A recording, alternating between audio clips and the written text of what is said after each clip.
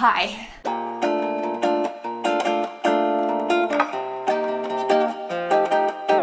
I hope everyone's doing super dandy today because for today's video, I'm gonna be teaching you guys how to actually start sewing your own clothes if y'all are beginners. Because I know when you're first starting to learn or you're even thinking about learning to sew your own clothes, it is very intimidating and just very confusing. So I wanted to make a video where I simplify everything for you, make it step by step so you guys can actually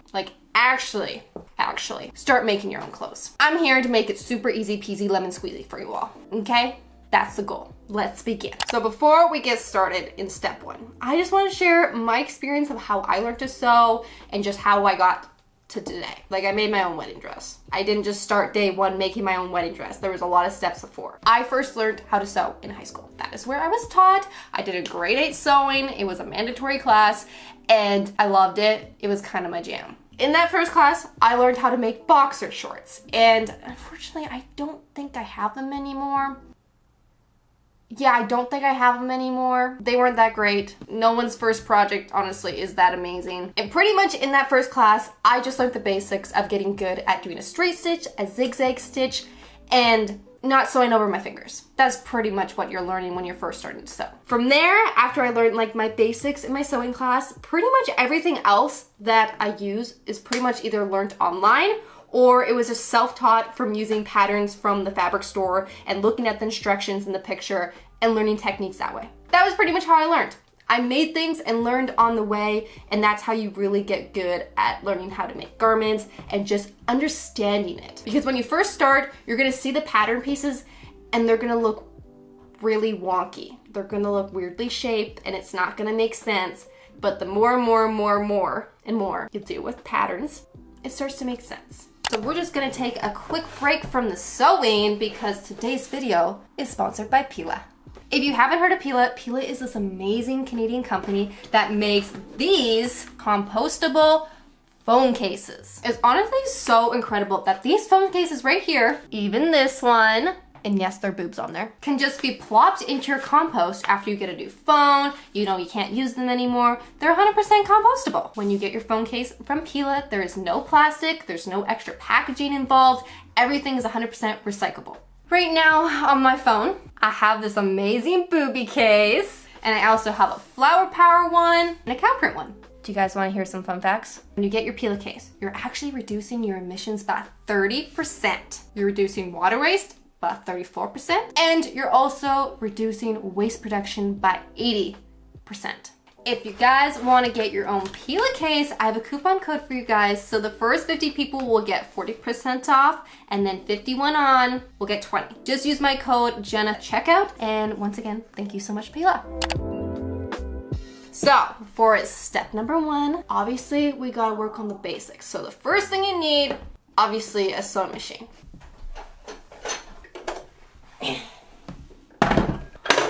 One of these bad boys, just like this one. So if you guys are interested in sewing, you probably all done this. You looked up on Google, you typed in sewing machine, and then you just got a huge, big list of results of sewing machines, and then you probably went, best sewing machines.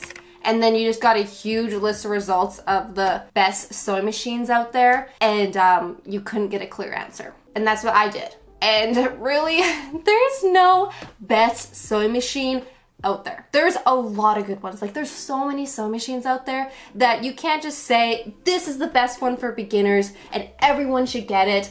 It's just like impossible. But mainly for beginners, you just want a basic sewing machine. You do not, okay, the one thing you do not want is you do not want one of those little baby sewing machines that are probably like $20, $30 and they're just like this big. Don't get those. Don't get those. Like, at least get a decent one. So when you're looking at sewing machines, you want a sewing machine that pretty much has a decent amount of stitches. You don't want one that just has like 2 stitches. Like, you want one that at least has a straight stitch, a zigzag, and a buttonhole. Those are like the 3 important ones. But if that didn't really help and you're still like, Jenna, I just need an answer what sewing machine to buy, I did a little survey on my Instagram asking everyone what sewing machines they had or their favorite.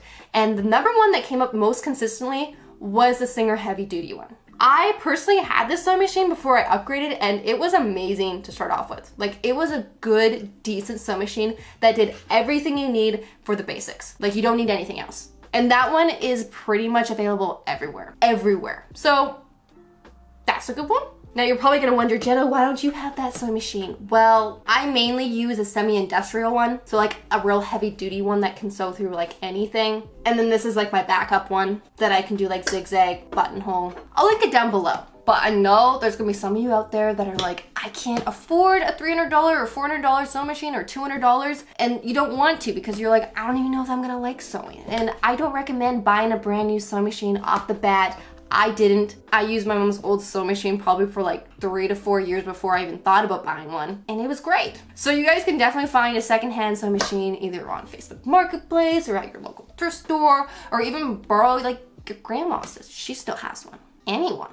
But other than sewing machines, you definitely need other things, unfortunately. And you're like, you need a lot of supplies. Like you need pins, you need thread, you need hand sewing needles, you need scissors, one for paper and one for fabric. You need an ironing board, you need an iron, tape measure, and a safety pin, but you might already have one of those.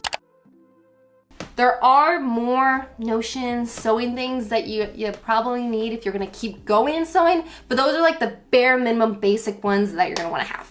So now we're gonna need something to sew with. And what I recommend for beginners is 100% cotton fabric. This fabric, I know it's not like the most luxurious fabric, you're not gonna make a wedding dress with it, but it's practical for beginners. It's really easy to work with, it's easy to iron, it's nice and smooth, it won't like move a lot, it's just your best friend when it comes to beginning. So step number 2. This is where it gets interesting, kind of fun, kind of terrifying, because now we actually need to learn how to use this bad boy over here. And I know this is the intimidating part. We're getting down to business. So learning the machine, understanding the machine, it can take a little bit of time, but I found the best resources of how you guys can learn how this works, how to thread it, understand it. Just understand her, because she's a little confusing if you've never even seen one or have seen one being used. Pretty much 95% of these machines are like thread the same way and set up pretty similar, so you don't need to find a specific tutorial for your machine. These ones I just showed you will work. And if you have a fancy one or like a vintage one, then you fall in that like 5% category. Once you learn the machine, you understand your machine, the 2 things I would practice on just a scrap piece of fabric is just doing straight lines. Just keep going back and forth, sew it up and just practice. And also practice zigzag stitch, doing a straight zigzag stitch. After that, and you're like, I am so good at sewing a straight stitch on my fabric, then you can start learning how to sew 2 pieces of fabric together. Make sure they're lined up, have a nice seam. That's the next step. Then after that, you can learn how to do a zigzag on the edge of the seam so it doesn't fray. You can also use pinking shears, which is like a bonus item. I don't even have pinking shears because if you don't, finish the edge of your fabric, especially if you're using 100% cotton, it's gonna fray and it's gonna go everywhere. It's not gonna be that nice.